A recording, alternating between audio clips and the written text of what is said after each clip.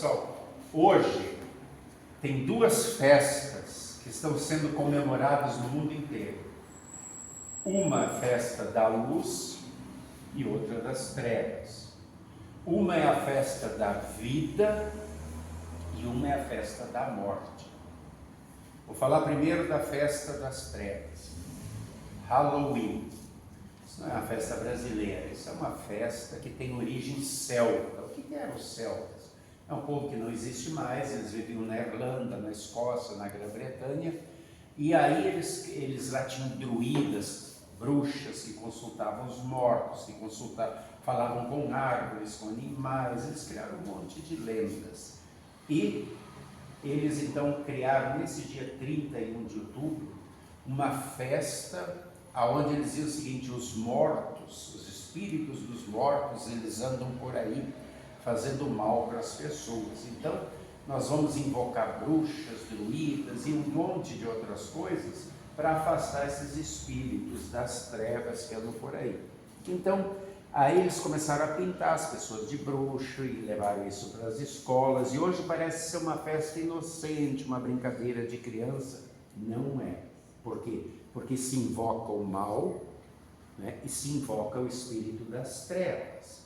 Né? Então não adianta falar, doces e frescuras e travessuras. Isso tudo é coisa do mal. Por quê? Porque é uma festa que Deus proíbe. Deus diz para não se mexer com bruxaria, para não se mexer com trevas. Por quê? Porque Deus ali não está presente. O Deus das trevas é o diabo. Ele é o pai das trevas, ele que quer a morte. Né? Depois lá nos Estados Unidos, então eles colocavam uma abóbora com uma lanterna de Jack para assustar, para um monte de lenda, mitos surgiram aí. Então o resumo é o seguinte: é uma festa que cultua a morte e invoca os poderes das trevas, e o cristão não participa disso. Por quê? Porque o próprio Deus proíbe. Ele diz que o meu povo não vai consultar mortos, o meu povo não vai mexer com bruxaria e com forças do mal. Então essa é a festa que está sendo divulgada por aí e que está sendo celebrada por muitas pessoas, e infelizmente em algumas escolas as pessoas também dizem que é uma festa inocente, que não tem nada a ver. Tem tudo a ver, porque está se brincando com o mal. A outra é a festa da luz, a festa da vida. Hoje nós celebramos a Reforma, que foi iniciada por Martinho Lutero no dia 31 de outubro de 1517. Até ali se ensinava que Deus era um Deus que só quer castigar. Né? A gente às vezes não escuta, olha, Deus está olhando. Né? Mas quando se fala Deus está olhando, a pessoa diz, vai me castigar se eu fizer errado. Deus está olhando, mas Ele também está olhando para o bem, Ele quer cuidar de mim, Ele quer me amparar. Então isso pode, se eu sou uma pessoa cristã, eu não vou ter medo de Deus, mas naquela época se dizia, olha, Deus é como se tivesse dois raios no olho, uma espada na língua querendo fulminar. Então as pessoas tinham medo de Deus. E tudo que acontecia na vida foi Deus. Aconteceu acidente, a pessoa quebrava a perna, a pessoa está com dor de barriga. Isso é Deus castigando, tudo era castigo de Deus. Né? Então, quando Lutero veio Martinho Lutero, que era um padre católico, na época só tinha igreja católica, ele também tinha medo de Deus. Todos eles tinham medo, porque ele morreu um colega dele, ele disse, nossa, Deus castigou. Aí ele estava voltando para casa no fim de semana, caiu um raio, começou a chover, caiu um raio, queimou uma árvore do lado, ele se ajoelhou, começou a chorar, gritar e disse, Deus, por favor, poupa a minha vida. Ele achou que era Deus querendo castigar, porque era assim que se ensinava. Quando ele começou a estudar mais a Bíblia, ele viu que Deus é amor, que Deus nos ama, que aquilo que se ensinava, que Deus que quer castigar, não é assim. Claro que Deus não permite que a gente zombe dele. Deus, Ele dá os mandamentos esperando que a gente cumpra esses mandamentos. Só que Ele é amor, Ele está sempre chamando a gente de volta. Porque o diabo que leva a gente para o mal e quer nos condenar ao inferno. E Deus está dizendo, vem, eu quero amparar vocês, eu quero cuidar de vocês, eu protejo vocês. Eu mandei Jesus para morrer pelos pecados de vocês, não faço o que é errado. Eu não quero perder vocês no inferno. Então Deus é aquele Pai amoroso. Às vezes o nosso pai e nossa mãe não são amorosos com a gente. Às vezes essa figura não cai bem, né? Mas Deus é diferente. Ele sempre nos ama. Está sempre nos chamando de volta. E isso Lutero descobriu, isso mudou a vida dele.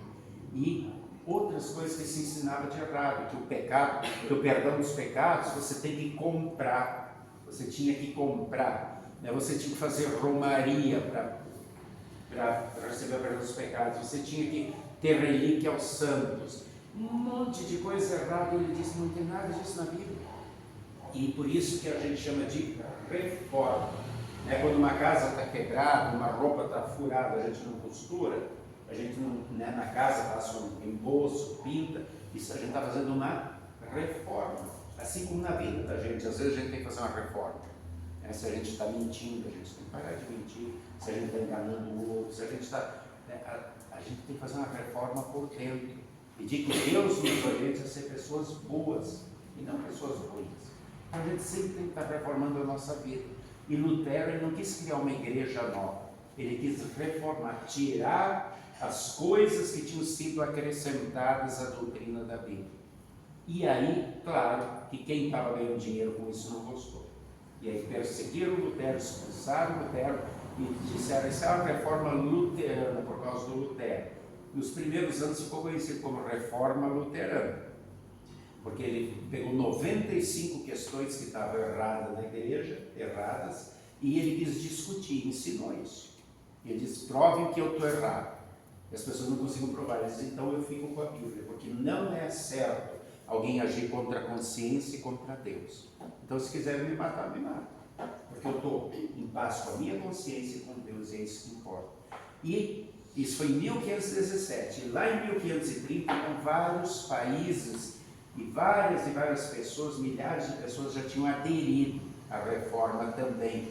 Já tinham a Bíblia que Lutero traduziu, deu para eles lerem e conhecerem a verdade, e eles não queriam mais permanecer no erro. E a partir de 1530 começa a se chamar de reforma protestante. Por quê?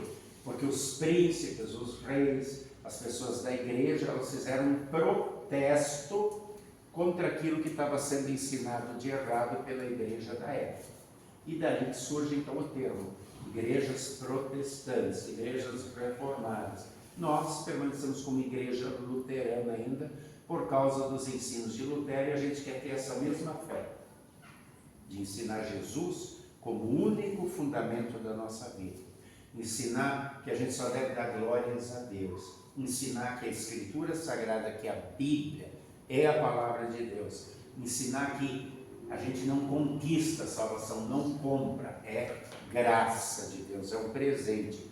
E ensinar que é somente pela fé. Não é fazendo romaria, comprando água sagrada, terra santa, lenço ungido, isso que muita gente por aí faz. Isso é desviar as pessoas da fé de Cristo. Então, nós permanecemos firmes a esses princípios da reforma, porque Jesus morreu pelos nossos pecados, para que nós sejamos filhos de Deus e um dia estejamos no céu. Jesus morreu, mas ele venceu a morte, venceu o diabo e o inferno. Portanto, a gente celebra no dia da reforma a vida, a luz, que é Jesus, que brilha no segundo de trevas. Portanto, temos duas festas hoje. Vocês escolhem qual querem celebrar. Eu quero celebrar a festa da vida, a festa da luz, a festa de Jesus. Que Deus abençoe vocês na escolha e sempre saibam, não se brinca com o mal, não se brinca com o diabo. Que Deus abençoe a todos vocês. Vamos orar? Senhor nosso bom Deus, amado Pai Celeste, muito obrigado por mais um dia de vida e de maneira toda especial, guarda-nos de todos os perigos e do mal. Protege-nos das forças das trevas e do poder do diabo. Ajuda-nos a sempre sermos teus filhos, pela fé em Jesus como nosso Senhor e Salvador. E que permaneçamos firmes nas verdades que novamente a reforma da igreja trouxe a nós. Somente Cristo é o nosso Salvador. Somente a Ti, nosso Deus, devemos dar glória. Somente pela graça somos salvos, somente a fé nos leva a Ti e somente a Escritura Sagrada é a Tua palavra. Fica ao nosso lado, em nome de Jesus. Amém. Vem, Senhor Jesus, seja o nosso convidado e tudo que nos dás seja abençoado. Amém.